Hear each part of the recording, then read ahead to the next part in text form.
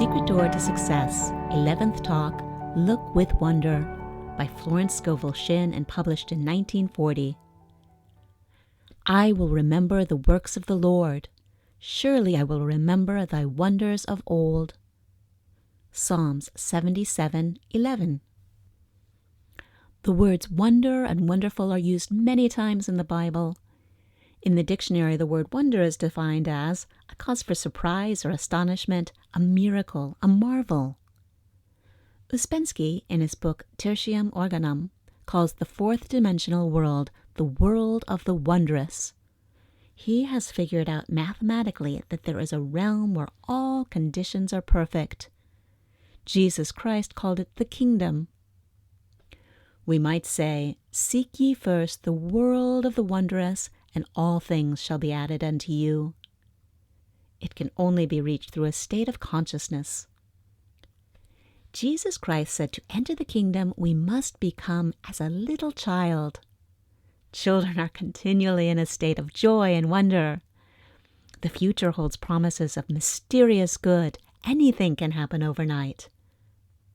Robert Louis Stevenson, in A Child's Garden of Verses, says, "The world is so full of a number of things, I'm sure we should all be happy as kings."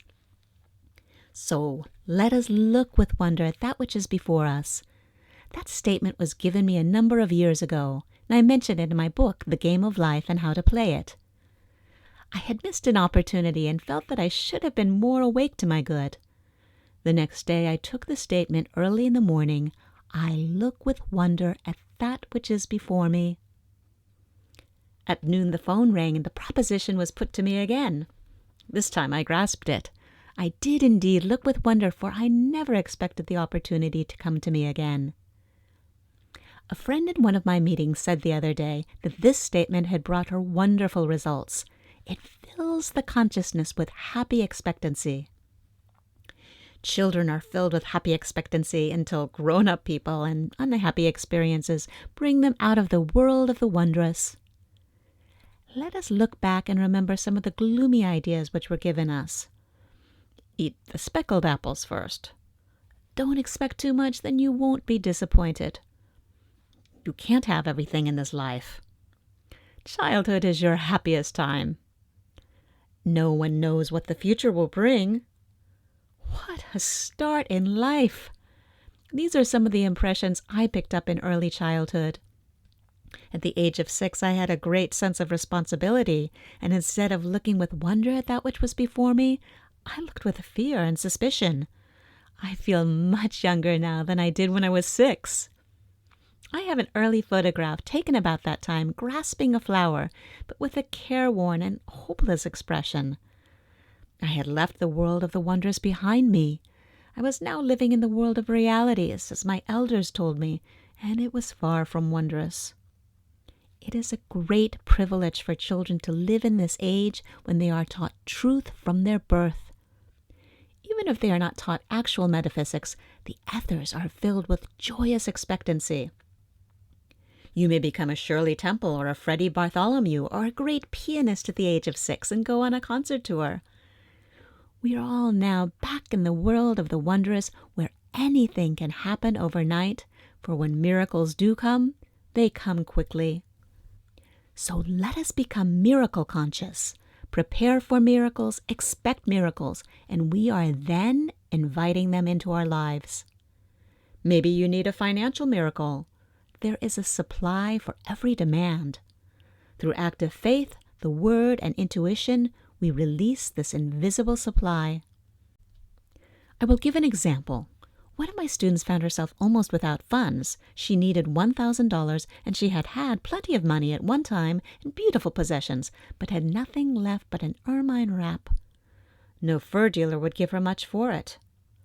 I spoke the word that it would be sold to the right person for the right price, or that the supply would come in some other way. It was necessary that the money manifest at once. It was no time to worry or reason. She was on the street making her affirmations. It was a stormy day. She said to herself, I'm going to show active faith in my invisible supply by taking a taxicab.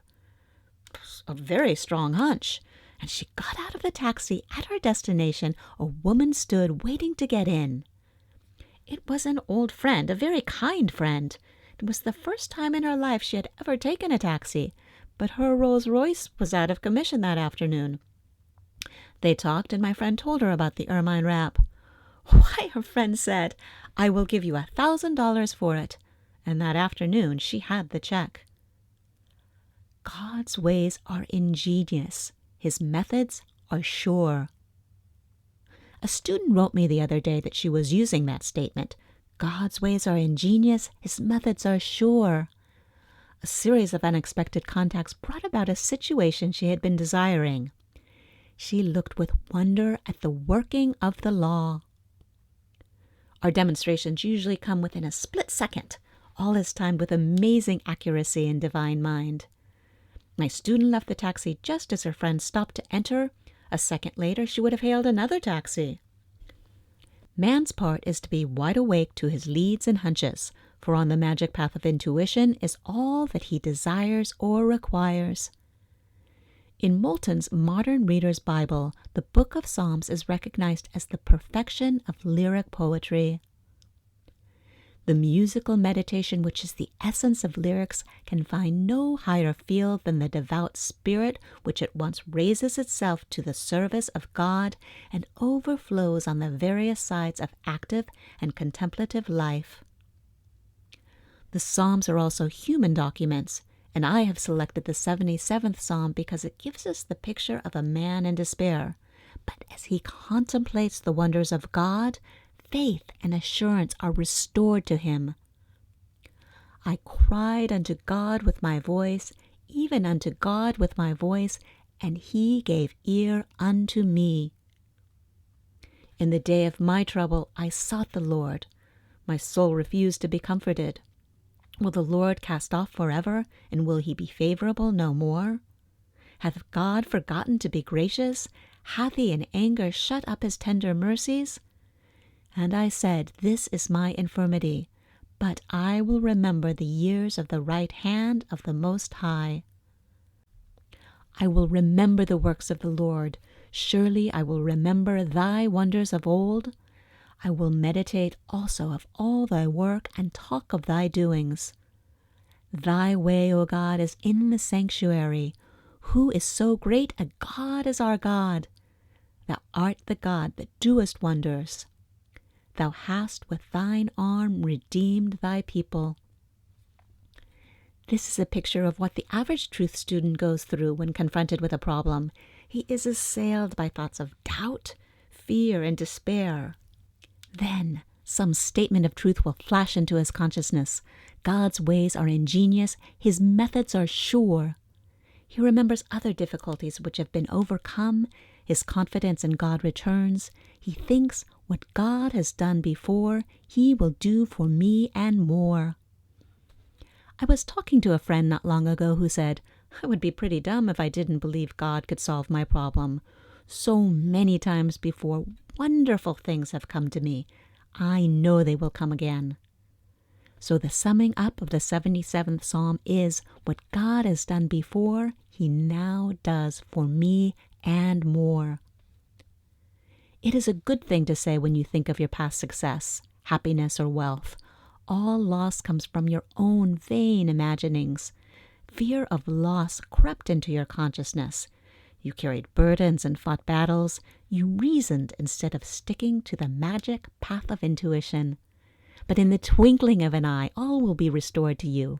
For as they say in the East, what Allah has given cannot be diminished. Now, to go back to the child state of consciousness, you should be filled with wonder, but be careful not to live in your past childhood. I know people who can only think about their happy childhood days. They remember what they wore. No skies have since been so blue or grass so green. They therefore miss the opportunities of the wonderful now. I will tell an amusing story of a friend who lived in a town when she was very young, then moved away to another city. She always looked back to the house they first lived in. To her it was an enchanted palace, large, spacious, and glamorous. Many years after, when she had grown up, she had an opportunity of visiting this house. She was disillusioned. She found it small, stuffy, and ugly. Her idea of beauty had entirely changed, for in the front yard was an iron dog. If you went back to your past, it would not be the same.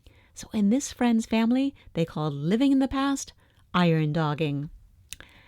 Her sister told me a story of some iron dogging she had done. When she was about 16, she met abroad a very dashing and romantic young man, an artist. This romance didn't last long, but she talked about it a lot to the man she afterwards married. Years rolled by. The dashing romantic young man had become a well-known artist and came to this country to have an exhibition of his pictures. My friend was filled with excitement and hunted him up to renew their friendship. She went to his exhibition, and in walked a portly businessman. No trace was left of the dashing romantic youth, and when she told her husband, all he said was, "Iron dogging." Remember, now is the appointed time. Today is the day, and your good can happen overnight. Look with wonder at that which is before you. We are filled with divine expectancy. I will restore to you the years which the locusts have eaten. Now let each one think of the good which seems so difficult to attain. It may be health, wealth, happiness, or perfect self-expression. Do not think how your good can be accomplished. Just give thanks that you have already received on the invisible plane. Therefore, the steps leading up to it are secured also. Be wide awake to your intuitive leads, and suddenly you find yourself in your promised land. I look with wonder at that which is before me. Thank you very much for listening and letting me share Look with Wonder, the 11th talk in a compilation of presentations by Ms. Shinn. I hope that you will tune in and listen to the next lecture, which is entitled Catch Up with Your Good. If you have enjoyed this presentation, please like, share, subscribe. Please leave a comment letting us know what made an impression or is of interest to you for future presentations. Thank you so much.